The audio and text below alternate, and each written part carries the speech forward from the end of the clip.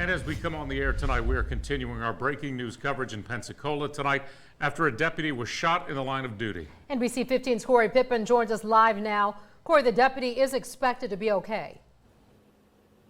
No, that's right, Greg. Kim, I'm told the deputy and the suspect are undergoing surgery, and both are expected to survive after a routine medical call turned into a harrowing gunfight outside of this Pensacola home.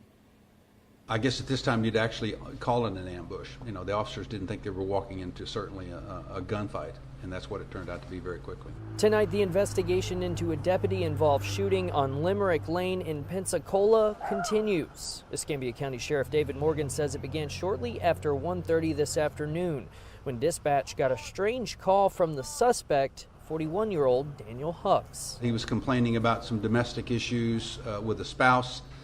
After a short, brief discussion with our dispatch, he then said, I need an ambulance. I need to go to the hospital. Sheriff Morgan says two of his deputies responded, getting to the home first to assist EMS crews on the way. A male officer at the front porch, a female officer went around to the side. We knocked on the door.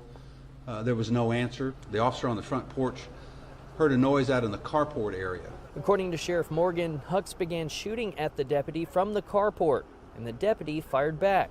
Both men suffering at least 4 gunshots each. Deputies backed off, but Hucks didn't go down. He re-entered the house. Again, he didn't go down. He walked around inside. Eventually, he came out and surrendered. He actually had his hands up. Both the deputy and the suspect were rushed to the hospital. Sheriff Morgan says deputies have responded 16 times to the house since April, including for domestic violence. It's a dangerous line of work that we're in, and that should be obvious to anyone over the last several weeks.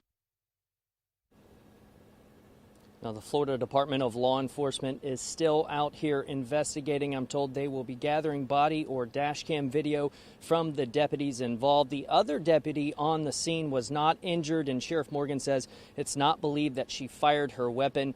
Sheriff Morgan also says the state attorney's office will be determining what charges Hucks will face. Reporting live in Pensacola tonight, I'm Corey Pippen, NBC 15 News. Corey, thanks. Of course, NBC 15 News will keep you updated on this breaking news story. For all the latest information and developments, be sure to follow our social media pages.